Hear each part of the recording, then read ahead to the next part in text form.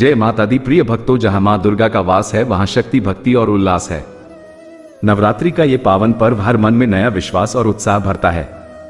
प्रेरणा पुंज परिवार की ओर से आप सभी को शारदीय नवरात्रि की हार्दिक शुभकामनाएं। 9 रातें, 9 रूप और 9 आशीष। हर दिन एक नई कहानी और हर दिन एक नई प्रेरणा। इन पावन दिनों में मैं मां दुर्गा के 9 दिव्य रूपों की कथा आप सबके साथ साझा करूंगा। आइए मां के चरणों में झुककर भक्ति और ऊर्जा से अपने जीवन को आलोकित करें। जय माता दी। दोस्तों, आज हम आपको मां दुर्गा के प्रथम स्वरूप मां शैलपुत्री की अद्भुत कथा सुनाने जा रहे हैं। इस कथा के माध्यम से हम मां की उत्पत्ति, उनके स्वरूप और उनके महिमा में जीवन के रहस्यों को समझेंगे। तो आइए मां शैलपुत्री के श्री चरणों में ध्यान लगाकर इस विस्तृत और प्रेरणादायक कथा को सुनते हैं। इस पौराणिक कथा की शुरुआत आदिकाल से होती है, जब देवी सती के रूप में आदि शक्ति का अवतरण हुआ। देवी सती का जन्म राजा दक्ष के घर हुआ। उनका जन्म केवल एक सामान्य बालिका के रूप में नहीं हुआ था, बल्कि वे देवी पार्वती के रूप में ब्रह्मांड की सभी ऊर्जा का एकाकार रूप थी। उनका जन्म विशेष उद्देश्यों के लिए हुआ था। एक तो भगवान शिव से उनका मिलन और दूसरा भगवान शिव के साथ उनके अद्वितीय प्रेम और समर्पण की कथा, जो आज भी अनंत काल तक स्मरणीय है। देवी सती का विवाह भगवान शिव से हुआ, जो स्वयं एक तपस्वी योगी और स्वरूप में माने जाते थे। भगवान शिव का जीवन अत्यंत साधारण और अलौकिक था। उनका शरीर भस्म से सना रहता था, गले में सर्पों की माला और हाथ में त्रिशूल होता था। वे समय समय पर अपने शक्तिशाली तांडव से ब्रह्मांड का संतुलन बनाए रखते थे। उनका यह स्वरूप अधिकांश लोगों के लिए रहस्यमय और कठिन समझने वाला था। राजा दक्ष, जो एक प्रजापति थे और अपने समाज में अत्यंत प्रतिष्ठित माने जाते थे, भगवान शिव के इस और साधारण जीवन को स्वीकार नहीं कर पाए। उनके लिए सांसारिक और सामाजिक मान्यताएं अधिक महत्वपूर्ण थी। उन्होंने अपनी पुत्री सती के लिए भगवान शिव को उपयुक्त नहीं माना और उनके प्रति हमेशा अनादर और क्रोध रखा। कुछ समय पश्चात राजा दक्ष ने एक भव्य यज्ञ का आयोजन किया और देवताओं, ऋषियों और राजाओं को आमंत्रित किया, परंतु उन्होंने जानबूझकर अपनी पुत्री सती और उनके पति भगवान शिव को आमंत्रित नहीं किया। जब सती को यह हुआ तो वे अत्यंत दुखी हुई। अपने पिता के इस व्यवहार से व्यथित होकर उन्होंने भगवान शिव से यज्ञ में जाने की इच्छा व्यक्त की। शिव, जो अपने संतुलित दृष्टिकोण और संयम के लिए जाने जाते थे, सती को समझाने लगे कि जब उन्हें आमंत्रण नहीं मिला है तो वहां जाना उचित नहीं होगा। लेकिन देवी सती का हृदय अपने पिता के यज्ञ में जाने के लिए बेचैन हो उठा। उन्होंने सोचा कि शायद इस प्रयास से उनके पिता का मन उनके प्रति प्रेम से भर जाए और वह उनके और भगवान शिव के संबंध को स्वीकार कर ले। यही आशा उनके हृदय में प्रबल हो गई। आखिरकार देवी सती ने भगवान शिव की चेतावनी को अनसुना करते हुए यज्ञ में जाने का निर्णय लिया। भगवान शिव ने अपने समर्पित भक्त नंदी और गणों को सती के साथ भेजा ताकि उन्हें सुरक्षित रखा जा सके। जब देवी सती यज्ञ स्थल पर पहुंची तो वहां का दृश्य अत्यंत दुर्भाग्यपूर्ण था।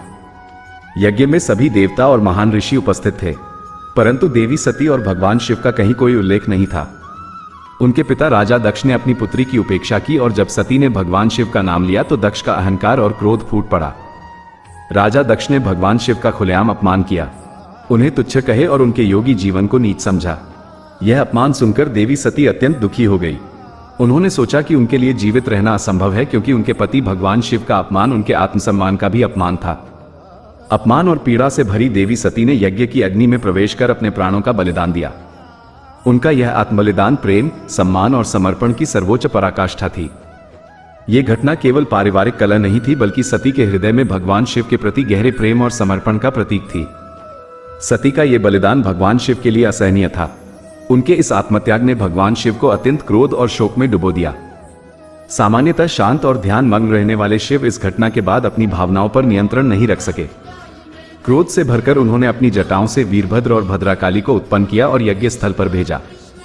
वीरभद्र ने राजा दक्ष का यज्ञ नष्ट कर दिया और यज्ञ के समस्त आयोजन को तहस-नहस कर दिया। अंततः राजा दक्ष का वध कर दिया। यह शिव के क्रोध का प्रभाव था, जिसने संपूर्ण सृष्टि में विनाश का प्रलय ला दिया। इसके बाद भगवान शिव ने सती के निर्जीव शरीर को अपने कंधों पर उठाया और ब्रह्मांड में भटकने लगे। उनके इस शोक और दुख ने समस्त संसार में असंतुलन पैदा कर दिया। ब्रह्मांड की शक्तियां अस्थिर हो गई और प्रकृति ने अपनी गति खो दी। इस पर भगवान विष्णु ने हस्तक्षेप किया और उन्होंने अपने चक्र से सती के शरीर को टुकड़ों में विभाजित किया। जहां जहां सती के अंग गिरे वहां शक्तिपीठ स्थापित हुए।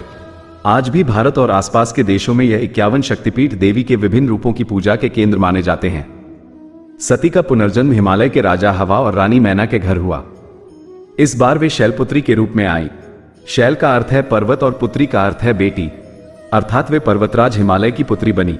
शैलपुत्री का ये रूप उनके दिव्य स्वरूप का प्रतीक था, जो सृष्टि की हर कठिनाई को सहने और पार करने की शक्ति रखता है।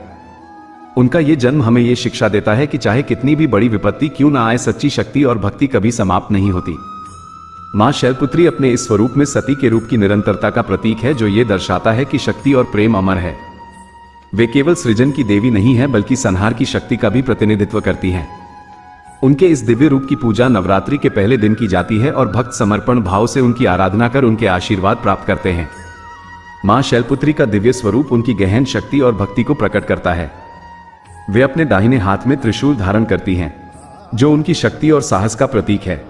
त्रिशूल समय के तीनों काल, भूत, वर्तमान और भविष्य पर पूर्ण नियंत्रण दर्शाता है, जो ये बताता है कि मां शैलपुत्री समय और परिस्थितियों को अपने अधीन कर सकती हैं। उनके बाएं हाथ में कमल पुष्प होता है, जो शुद्धता, ममता और आध्यात्मिक उन्नति का प्रतीक है। मां शैलपुत्री का वाहन वृषभ बैल है, जो धैर्य, संतुलन और स्थिरता का प्रतीक है। यह हमें सिखाता है कि जीवन के संघर्षों का सामना धैर्य और शक्ति से करना चाहिए। उनका यह स्वरूप स्पष्ट संदेश देता है कि शक्ति और धैर्य साथ साथ चलते हैं। बिना धैर्य के कोई भी चुनौती पार नहीं की जा सकती। नवरात्रि का पहला दिन मां शैलपुत्री को समर्पित होता है। इस दिन की पूजा से भक्त अपने जीवन के आरंभिक संघर्षों का सामना करने के लिए शक्ति और साहस प्राप्त करते हैं। ये दिन हमारे जीवन के प्रारंभिक चरणों का प्रतीक भी है। किसी भी नए कार्य की शुरुआत में स्थिरता, धैर्य और साहस का होना अत्यंत आवश्यक है। मां शैलपुत्री इस स्थिरता और शक्ति का प्रतीक हैं। उनके आशीर्वाद से भक्त न केवल बाहरी संकटों से सुरक्षित रहते हैं, बल्कि मानसिक शांति और स्थिरता भी प्राप्त करते हैं। भक्तों के अनुभव बताते हैं कि जब किसी ने सच्चे हृदय से मां शैलपुत्री की आराधना की तो उसे जीवन में साहस, स्थिरता और सफलता मिली। जैसा कि मेरे अपने जीवन में अनुभव हुआ। जब कठिनाइयों ने मुझे घेर लिया था, तब मैंने नवरात्रि के पहले दिन मां शैलपुत्री की भक्ति की। उनके आशीर्वाद से मेरे जीवन में स्थिरता, साहस और शांति आई और मैंने अपने समस्याओं का साहस पूर्वक सामना किया। मां शैलपुत्री की पूजा विशेष रूप से नवरात्रि के प्रथम दिन की जाती है। पूजा के समय घर और मन की शुद्धि का ध्यान रखना आवश्यक है। पूजा स्थल को साफ करें और मां शैलपुत्री की प्रतिमा या चित्र स्थापित करें। पूजा सामग्री में सफेद फूल, अक्षत, धूप, दीप और नवत का प्रयोग करें। सफेद रंग मां को अत्यंत प्रिय है, इसलिए सफेद वस्त्र और फूल अर्पित करना शुभ माना जाता है। पूजा के दौरान निम्नलिखित मंत्र का जाप करें। वंदे वांछित लाभ चंद्राकृत शेखरा वृष रूढ़ा शूद्रा शैलपुत्री यशवनी, अर्थात मैं उन मां को वंदन करता हूं जो इच्छित फल देती हैं, जिनका सिर चंद्रमा से सुशोभित है, जो बैल पर सवार हैं, जिनके हाथ में त्रिशूल है और जो यशवनी है। इस मंत्र का जाप करने से साधक के मन में शांति, स्थिरता और शक्ति का संचार होता है। मां शैलपुत्री की आराधना में दीपक जलाना, धूप और अगरबत्ती का प्रयोग करना चाहिए। पूजा के अंत में उन्हें सफेद मिठाई का भोग अर्पित करें। मां शैलपुत्री की महिमा अद्वितीय है। उनका जीवन और भक्ति हमारे लिए एक अमूल्य संदेश लेकर आती है। वे हमें सिखाती है कि चाहे कितनी भी विपत्तियां आए, धैर्य और शक्ति से उनका सामना किया जा सकता है।